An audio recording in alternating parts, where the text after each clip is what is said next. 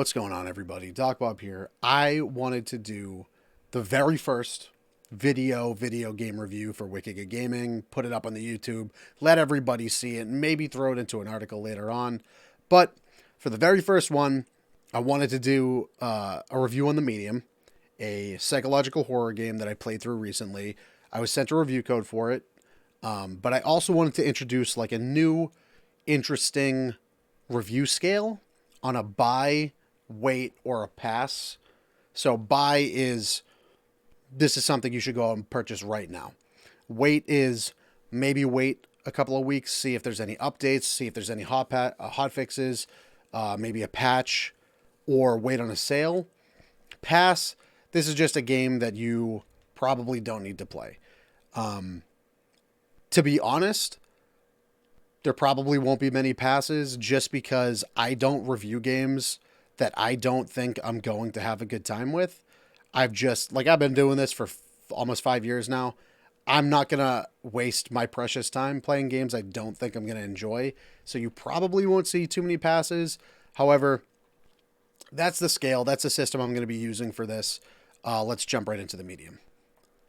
The Medium is a third-person psychological horror game that features an innovative dual reality gameplay that has been patented by the Bloober Team. Players will play as Marianne, a medium gifted with a number of psychic abilities, and explore a real and spirit world both alternatively and simultaneously to uncover a dark mystery masked by disturbing secrets, sinister spirits, and devious puzzles only a medium can solve. Unquote. That is a direct quote that they sent to me. I figured it's a good way to explain it. However, the way I best describe the Medium is it's a modern day take on the Echo Knight franchise. And if you don't know what the Echo Knight franchise is, go check out Nitro Red's YouTube channel. He covers it. He covers all three games in the franchise, I believe. So shout out to him for doing it. But Echo Knight is a super obscure adventure game created by From Software. Yeah, that From Software. Where you explore inhabited haunted locations and have to solve puzzles to help spirits pass on fully into the afterlife. So, again, shout out to Nitro Red for covering this franchise. I think if you watch those videos, because it's such a hard game to find and get a hold of, if you watch his videos going in depth on it, you'll understand a little bit more of what the Medium plays out like. It's different. It's for sure different because the Medium ditches a focus on these magical artifact MacGuffins and revolves around a gifted individual who has a keen sense for the spirit realm. Yusuke Urameshi from Yu Yu Hakusho. My anime friend who watches anime told me to do that. I don't know what it means. I don't watch anime, so I can't tell you. However, the Medium is a shorter, well-paced, more linear take with an incredible story, unique characters, great environments and visuals, and an engrossing atmosphere. So I wanted to touch on a couple different things on how I'm rating this on the buy, wait, pass scale. And the first being presentation. We'll go into characters and environments, gameplay, audio design, and finally execution, which I think is probably one of the more important ones. That's why I saved it for last. So for presentation, the Medium looks great. And this is Bloober Team's real first venture into a more AAA landscape following the well-received Blair Witch. This is something that they wanted to do. They wanted to go from a more a smaller AA development company publisher into a more AAA landscape, and this is their first foray into it. And I think they did a great job. I think the game looks great. Visually, the environments both in and out of the spirit world are all well textured. Grimy with clear distinctions of age and whatever the fuck the spirit realm is. I don't know what it is. It's all just bone and like flesh and sinew, and everything feels gross. Everything looks gross, and they do a really good job at making you feel uncomfortable with all of the weird visualizations that go on in the spirit world. Each location takes on its own unique looks. However, the color scheme is pretty static, with a heavy focus on grays, greens, and browns. I personally would have loved if there was some form of like a hidden location inside of the hotel, maybe like a greenhouse or a floral shop where, since everything that happened in that abandoned hotel, flowers kind of took over. You know, you get a big wide open color scheme with a broken ceiling or like a hole in the wall shining light into the location. I thought it would have been a nice change of pace. Regardless, the medium looks incredible, and it does such a good job at conveying great atmosphere. So, on to characters and environments. There's really only a handful of characters that you come across in the medium, but each are pretty distinct and have very impressive designs. Sadness, who's a little ghost girl. You'll see her. You'll run into her. You'll see her in the playthrough after this. And there's a 9 foot tall demon with a big fat ass. It's not Lady Dimitrescu from Resident Evil 8, but, you know, who's to say? Who's to say? Maybe people will like this demon a little bit more. Who's to say? But it really shows off the time and effort that the design team put into bringing these characters to life or death. I don't know what the spirit realm is. It's unique, kind of confusing, but life and death, I guess. Everyone else is fairly straightforward in representation. They do put some clever and subtle hints into character design that makes a little more sense in the story later on. You'll see it at the end.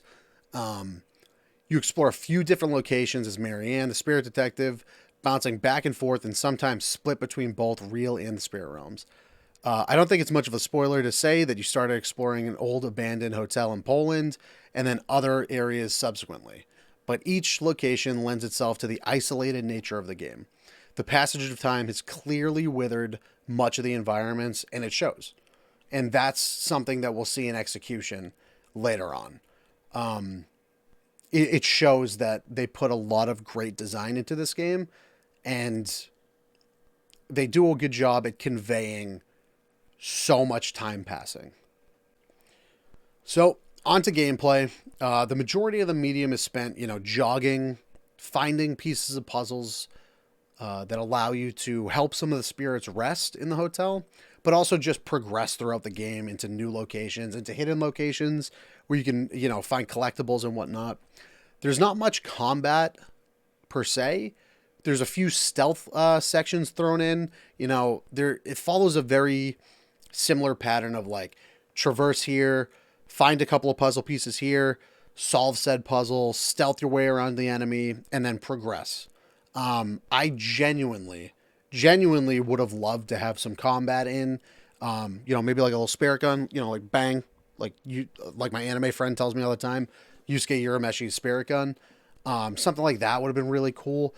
Or even some of like the, if you don't know the Square Enix game Murdered Soul Suspect, there's abilities in that game. There's actual combat in that game. Maybe some of that gets thrown in at some point. Maybe if there's another installment into the Medium franchise, they do something a little bit more, along those lines. However, the main focus of the Medium really is to create great atmospheric tension and to unravel the mysterious story of who Marianne really is and what actually happened at the Niwa Hotel. So actual combat honestly might have bogged that experience and story down a little bit. Regardless, game plays out pretty well. So for audio design, the audio design in this game was honestly one of its greatest highlights. Easily one of its greatest highlights. Like I said, this game excels in creating tension and does so with great isolated locations, but it's exemplified by its incredible audio. Moving from room to room through a narrow hotel hallway, you'll hear creaking of doors, maybe some water dripping down from the bathroom. Marianne might stumble upon a clue or maybe even a piece of the puzzle and offer up a little quip here and there. And then it's just dead silence for a few minutes. And after that dead silence, that's where everything really starts to set in. That's where that tension really starts to set in. So that unease, that feeling of maybe I'm not safe right now. And then a light will flicker somewhere. Or a ball rolls down a staircase. And a phone rings ominously. Again, this truly is one of the best highlights of this game. The incredible audio going on at any given time, because you'll hear something off in the distance and it's a little hint of maybe this is somewhere where I should be going. The medium gets an incredible blend of silence with subtle notes sprinkled in here and there just to remind you there's spirits all over this place. Maybe some of them aren't so pleasant. So for execution, this honestly, in my opinion, is probably the most important part to reviewing the medium. This is basically me telling you how well did Bloober Team do at executing their first AAA psychological horror game. And honestly, they did a pretty good job. And I would love to say that they did an incredible job. However, I ran into some issues with this game. They did a wonderful job at creating a world, characters, and story that really should be experienced. The pressure that the Niwa Hotel puts on you as you make your way through it, it can be felt. And there's a constant looming sense of dread, abandonment, isolation, and a general unknown that is fully realized in this game. And they do such a good job at making it fully realized. I can only really describe it as a form of an undertow. You feel that game pulling at you subtly, and it slowly but surely keeps pulling. You feel it. You feel it at the bottom of your feet, and you feel it tugging at you until you look down, and then boom, you've been streaming for 3 hours. All the lights are off. My fire alarm's been beeping because the battery died.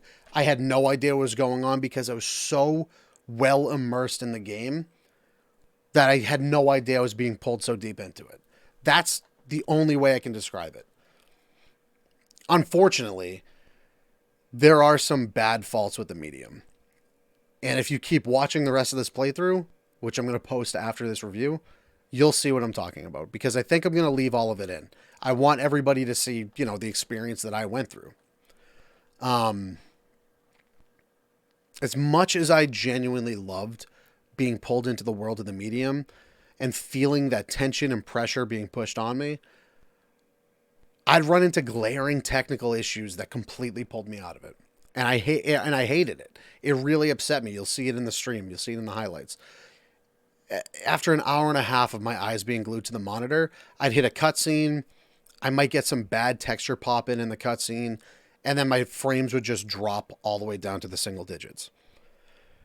This was very apparent in the dual reality settings, which is, again, the selling point, the most unique point to the game, with an already pretty unstable frame rate between 30 and 60 FPS, rarely going above 60 even when it was uncapped. It would split in half immediately. If I had 60 frames with just Marianne in the real world, the moment a cutscene began and it split between the real and the spirit world, my frame rate would immediately and almost permanently cut to 30 frames or lower.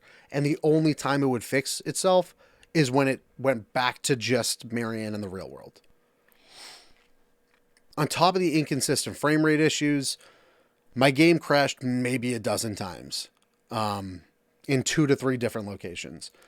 And it's all in the playthrough. It's all recorded. I'm probably going to leave all of it in there. People probably don't want to see it, but they'll see me rage a little bit. So they might enjoy that. But I reached out to the team. They told me that they were working on it. I went into Steam. I verified the integrity of my files. I unfortunately had to completely re-download the game because it kept crashing at the same location. I couldn't progress.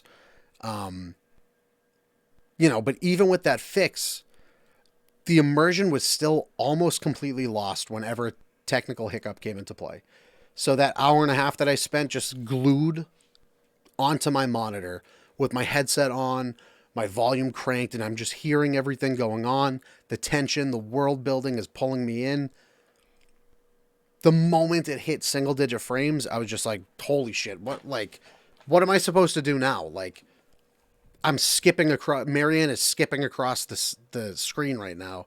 How am I supposed to take this seriously? How am I supposed to continue to enjoy this? From everything I heard from people playing this game on Xbox and Series X rather, they had no issues, none at all. But the majority of people I knew that were playing or reviewing it on PC had the same issues that I did. And I mean, again, I'm glad that the team is aware and they're working on it. But from my experience, it's a game that you should want to play but you should want to play it without these issues because you should experience this game. So finally, onto the, buy or wait or pass, or in this case, this game is on Game Pass. So if you have Game Pass, this is really a no-brainer. The medium is a game you should play. If you own Game Pass, it should be on Game Pass. You should play it 100%. It's a story that should be experienced. With all this being said, Bloober Team set out to make a story-driven psychological horror experience that truly pulls you in through incredible tension building and atmospheric horror. Unfortunately, the game has a myriad of technical issues right now on PC. For every hour of well-built-up tension, it would all be thrown out the window the moment the frames hit single digits or my game crashed. It is, however, 100% a story that should be experienced. And I cannot stress this enough.